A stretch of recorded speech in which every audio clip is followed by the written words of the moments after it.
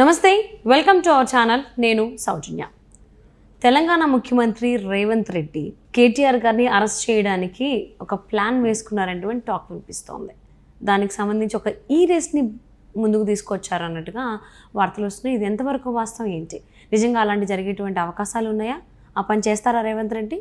ఈ అంశానికి సంబంధించి మనతో మాట్లాడడానికి, వారి విశ్లేషణను మనతో పంచుకోవడానికి ఈరోజు మనతో పాటు ఉన్నారు senior journalist, senior political analyst CS Rao గారు ఉన్నారు. వారితో మాట్లాడదాం. నమస్తే అండి. నమస్తే సౌజన్య.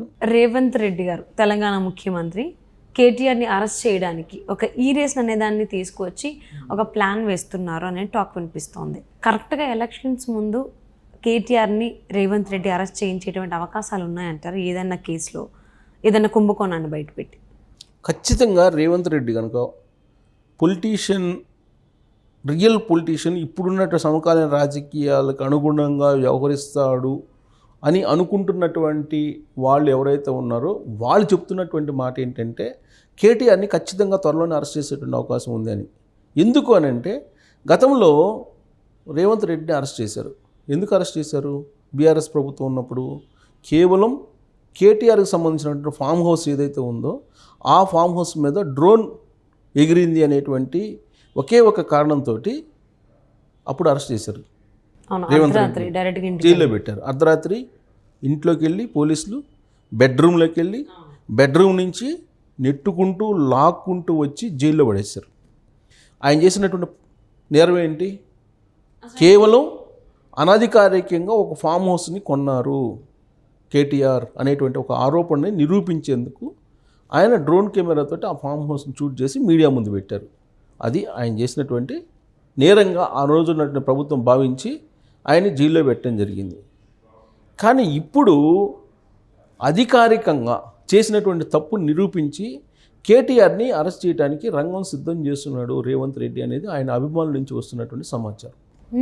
ఎలా వస్తుంది ఏంటి అని అంటే, కాళేశ్వరం ఇవన్నీ ఒక ఎత్తు, విధానపరమైనటువంటి నిర్ణయాలు, సిట్టింగ్ జడ్జి విచారణ ఇవన్నీ జరుగుతూ ఉంటాయి. కానీ ఇమీడియట్గా కేటీఆర్ని అరెస్ట్ చేసేటువంటి ఒకే ఒక కుంభకోణం బయటకు వచ్చింది.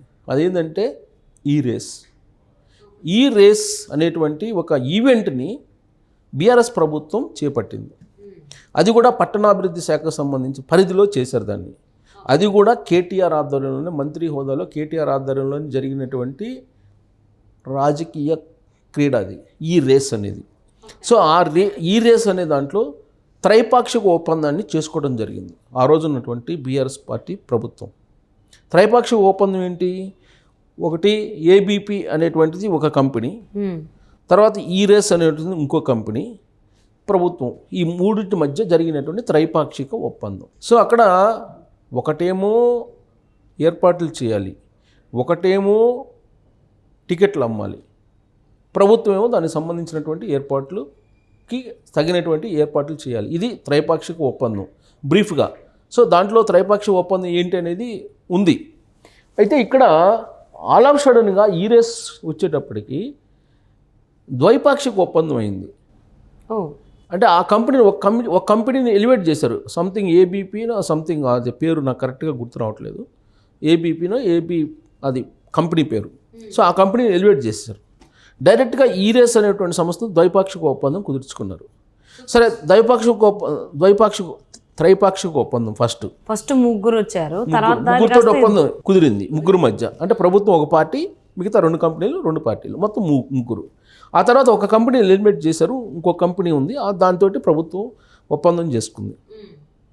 అయితే అది క్యాబినెట్లో పెట్టాలి. ఓకే, ఎందుకు 100 కోట్లకు పైబడినది ఖచ్చితంగా క్యాబినెట్లో పెట్టాలి. క్యాబినెట్లో పెట్టలేదు.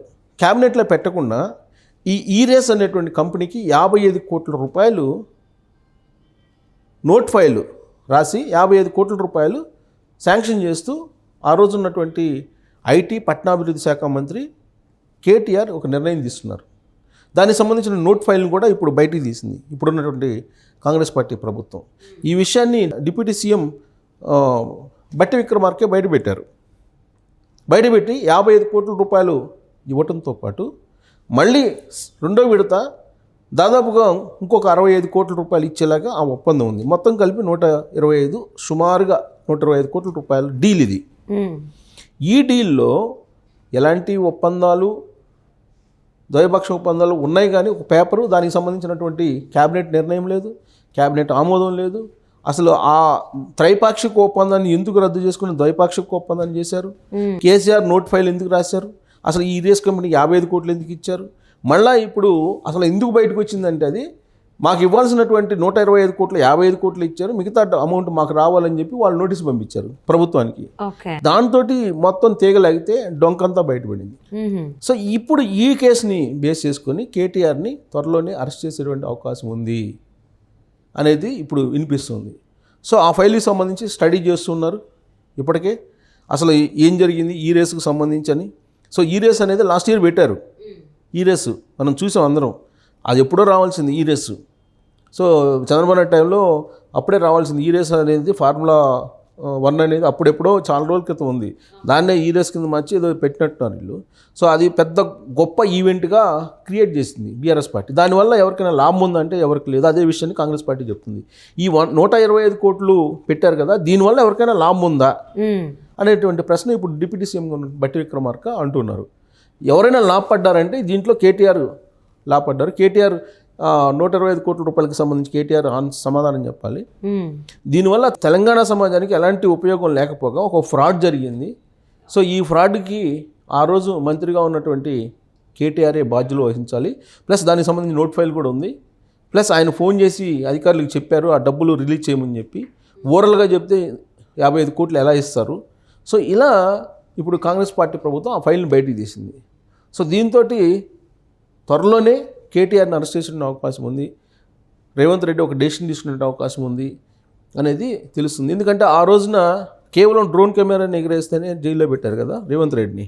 ఇవాళ అఫీషియల్గా ఆన్ రికార్డు 125 కోట్ల రూపాయలకు సంబంధించినటువంటి వ్యవహారం బయటపడింది కదా. సో దీన్ని తెలంగాణ సిఐడికి, ఏపీ సిఐడి అక్కడ ఎలా చేస్తుందో అలాగే తెలంగాణ సిఐడికి అప్పచెప్పి తెలంగాణ సిఐడి చేత కేటీఆర్ని అరెస్ట్ చేసి లోపల వేయించాలనేటువంటి ఒక ప్రయత్నం, ఒక వ్యూహం కాంగ్రెస్ పార్టీలో నడుస్తూ ఉంది. అంటే ఇలా జరిగితే ఇప్పుడు రేవంత్ రెడ్డిని కూడా కక్షపూరితంగా చేస్తున్నాడని చెప్పేసి కామెంట్ చేయరా? అందుకే అలా చేస్తారని చెప్పి అప్పుడు డ్రోన్ కెమెరా ఎగరేస్తేనే కక్షపూరితంగా చేసి లోపలేశారన్నారు కదా, ఇప్పుడు చట్టబద్ధంగా చేయడానికి రెడీ అవుతున్నాడు ఓకే రేవంత్ రెడ్డి. దానికి సంబంధించిన ఫైల్ని ఎవరి చేత మూవ్ చేపిస్తున్నారు? డిప్యూటీ సీఎంగా ఉన్నటువంటి బట్టి విక్రమార్క చేత మూవ్ చేపిస్తున్నారు. సో ఆన్ రికార్డు దొరికారు కదా, అక్కడ ఆన్ రికార్డు దొరకలేదు. అసలు ఆ డ్రోన్ ఎగరేసింది రేవంత్ రెడ్డి అని చెప్పి ప్రూవ్ చేయలేకపోయారు అప్పుడు. కానీ రేవంత్ రెడ్డి అనే అనుమానంతో అప్పుడు తీసుకెళ్లి జైల్లో పెట్టారు ఆయన్ని. అర్ధరాత్రి పూట ఇంటికి వెళ్ళి ఏ విధంగా చేశారో చూశారు. కానీ ఇప్పుడు ఆన్ రికార్డు ఉంది ఇది, ఈ రేస్ అని, ఈ రేస్ విత్ ప్రూఫ్స్ ఉన్నాయి. సో ఈ ప్రూఫ్లను బేస్ చేసుకొని కేటీఆర్ని త్వరలోనే తెలంగాణ సిఐడి అరెస్ట్ చేసే అవకాశం ఉంది. ఇప్పటికే తెలంగాణ పోలీస్ దాని మీద ఫైల్ తయారు చేస్తుంది. దానికి సంబంధించి పర్యవేక్షణ కూడా తెలంగాణ ప్రభుత్వం చేస్తుంది.